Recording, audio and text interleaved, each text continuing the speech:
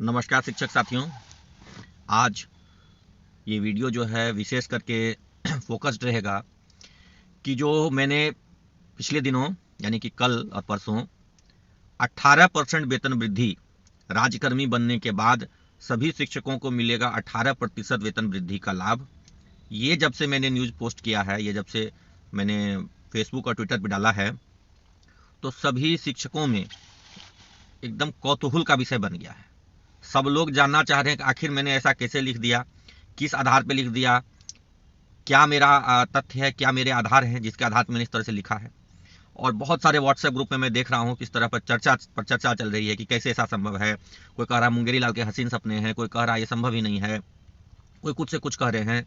कुछ लोग बड़े आशान्वित हैं कि अगर ऐसा होता है तो बहुत अच्छी बात है। पीपीएससी जो पास कर गया नियोजित शिक्षक, वो भी पूछ रहे हैं कि सर अगर आप लोगों को मिलेगा तो क्या हम लोगों को भी मिलेगा।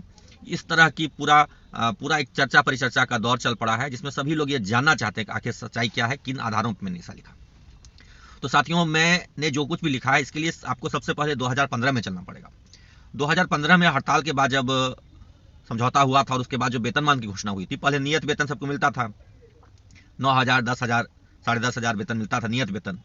उसके बाद जब वेतनमान की घोषणा हुई तो उस 2015 के वेतनमान वाले आदेश में आप गौर करेंगे तो मिनिमम 20% वेतन वृद्धि की सबकी गारंटी की गई थी। मिनिमम 20% वेतन वृद्धि, और सबको लगभग 20% मिनिमम का वेतन वृद्धि मिला भी था। जो हमारे प्रशिक्षित साथी थे उनको ज़्यादा मिला था, जो अप्रशिक्षित थे या 2 वर्ष की बाध्यता कारण बहुतों को कम भी मिला था, लेकिन 20% वेतन वृद्धि सबको मिला था, एक न्यूनतम गारंटी किया गया था। और अब जब हम ये 2023-24 में आ गए हैं और यहाँ पे जो नया आदेश आया है, नया एक विशिष्ट अध्यापक नियमावली दिया गया है, और उसमें जो पे स्ट्रक्चर है, उस पे स्ट्रक्चर का जब आप अध्ययन करेंगे और उसके फलस्वरूप जब नियोजित शिक्षक विशिष्ट राज्यकर्मी बनेंगे, विशिष्ट शिक्षक बनेंगे, तो आप उसमें पाएंगे कुछ 2-4 बात बहुत इंपॉर्टेंट है। पहला, आपको देखना होगा कि जो 6 to 8 के टीचर और 9-10 के टीचर थे, तो 6 to 8 के टीचर और 9-10 के टीचर दोनों को वेतन अभी बराबर मिलता है, क्योंकि एक ही ग्रेड था, मतलब पे स्केल एक ही था 6 to 8 को और 9-10 को। लेकिन अभी वर्तमान में क्या हो गया है कि 6 to 8 का अलग पे स्केल है विशिष्ट नियमावली में, और 9-10 का अलग है। 6 to 8 का स्टार्टिंग बेसिक पे 28,000 है और 9-10 का 31,000 है। तो सबसे पहली विसंगति तो यहाँ हो जाएगी कि दो ऐसे शिक्षकों का जिसका अभी नियोजित के तौर पर वेतन एक समान है, बराबर है, विशिष्ट शिक्षक नियमावली में जाने के कारण दोनों के वेतन में बहुत ज़्यादा अंतर आ जाएगा। 28,000 6 to 8 वालों का होगा तो उनका 31,000 हो जाएगा। तो ये असमानता आप लोग समझ रहे हैं कि क्यों हो रहा है, क्या हो रहा है। ये असमानता आप लोग गौर कर लीजिए, एक बात। दूसरी बात, जो 2022 में 6 to 8 में बहाल शिक्षक हैं या 1 to 5 में बहाल शिक्षक हैं, उनका बेसिक पे मार्च महीने से क्या होगा, 22,240 बेसिक पे वालों का, मतलब बेसिक ग्रेड वालों का, और जो 6 to 8 में है उनका मार्च से बेसिक पे हो जाएगा 23,680 रुपये। और वो जब विशिष्ट राज्यकर्मी बनेंगे, विशिष्ट शिक्षक बनेंगे, तो उनका वेतन कितना होगा, बेसिक वाले का 22,405 मूल वेतन से बढ़ करके सीधे 25,000 हो जाएगा, और 23,680 रुपये वाले का तो सीधे 28,000 हो जाएगा। तो आप देख रहे हैं कि किसी को 23,680 से डायरेक्ट वो पहुंच जा रहा है कहाँ, 28,000 पे। कोई 27,000 का बेसिक पे है 2 शिक्षक का, उसमें से एक शिक्षक जो 6 to 8 वाले हैं वो 28,000 पहुंचेंगे, और जो 9-10 वाले हैं वो 31,000 पहुंचेंगे। तो कितना नुकसान है, और ये विषमता आ जाएगी। अलग अलग वर्ग के शिक्षकों का, अलग अलग ज्वाइनिंग डेट के शिक्षकों का जो नया वेतन निर्धारण होगा उसमें विषमता आ जाएगी। सीनियर जूनियर का एक ही वेतन हो जाएगा, जो 10 साल से सेवारत हैं, 20 साल सेवारत हैं, उनका वेतन, और जो 2 साल पहले आए हैं बहाल होकर के उनका वेतन सबका एक समान हो जाएगा। तो इस विषमता को दूर करने के लिए सरकार को कोई एक फिटमेंट मैट्रिक्स तो लाना पड़ेगा, और फिटमेंट मैट्रिक्स की बात भी कही गई है। उसको विस्तारित रूप से नहीं बताया गया कि फिटमेंट मैट्रिक्स कैसे काम करेगा, लेकिन यह जरूर कहा गया है कि फिटमेंट मैट्रिक्स के हिसाब से दिया जाएगा वेतन। अब फिटमेंट मैट्रिक्स का कोई एक न्यूनतम आधार तो होगा।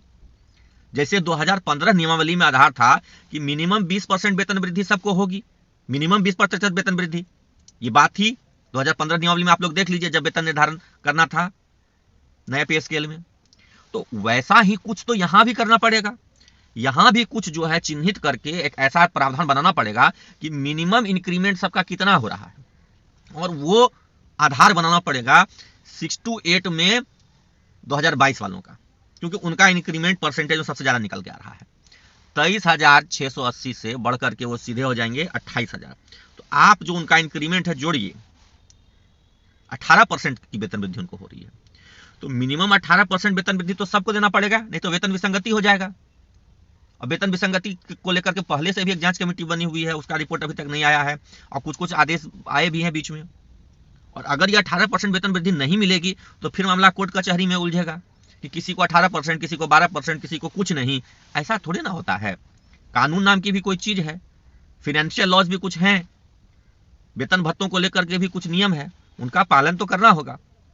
ऐसा तो संभव नहीं ना है कि जो मन में आए वो नियम बना देगी विभाग और चुपचाप उसको लागू कर दिया जाएगा।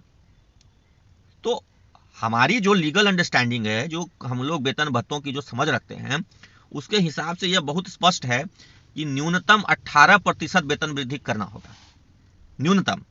और 18% वेतन वृद्धि करने के बाद सबका वेतन निर्धारण करना होगा नए सिरे से। तो जब 18% मिनिमम वेतन वृद्धि गारंटी करेंगे तो सबका 18% वेतन वृद्धि होगा।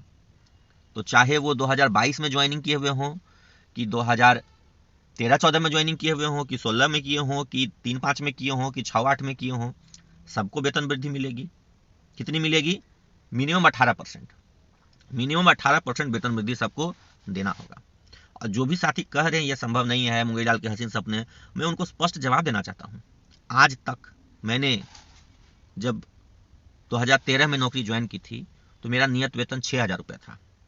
आज लगभग 36,000 रुपये मिलते हैं।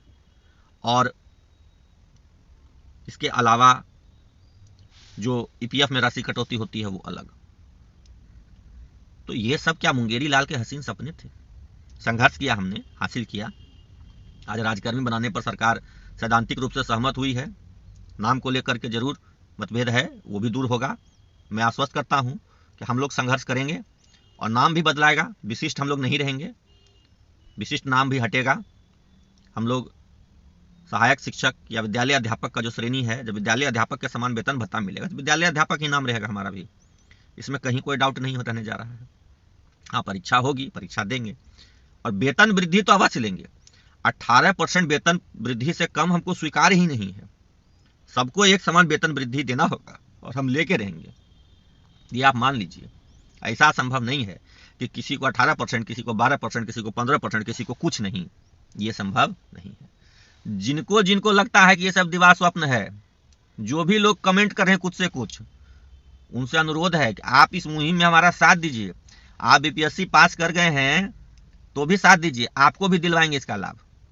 जो नियोजित शिक्षक बीपीएससी पास किए हैं उनको भी 18 से 20% वेतन वृद्धि का लाभ हम लोग दिलवाएंगे, लड़ेंगे आपके लिए भी। आपको हम कोई गैर नहीं समझ रहे हैं, आप भी हमारे अपने हैं। आप हमारे साथ विद्यालय में रहे, पढ़ाई लिखाई किए, सब साथ में हम लोग ट्रेनिंग किए हैं। सब लोग साथ दीजिए, मिल करके रहिए। वेतन वृद्धि का लाभ सबको मिलेगा। जो बीपीएससी पास कर गए नियोजित शिक्षक उनको भी मिलेगा, और जो दक्षता क्षमता परीक्षा पास करेंगे उनको भी मिलेगा। सबको मिलेगा, किसी को छोड़ा नहीं जाएगा। जो भी नियोजित शिक्षक राजकर्मी बने हैं, चाहे जैसे भी बने हो, बीपीएससी परीक्षा देके बने हो, क्षमता देकर के बनेंगे, सबको अनिवार्य 18% वेतन वृद्धि का लाभ हम लोग दिलवाएंगे। और इसके लिए हमारी तैयारी शुरू हो गई है। हम लोग इस पर काम करना शुरू कर चुके हैं, लग गए हैं इस पर।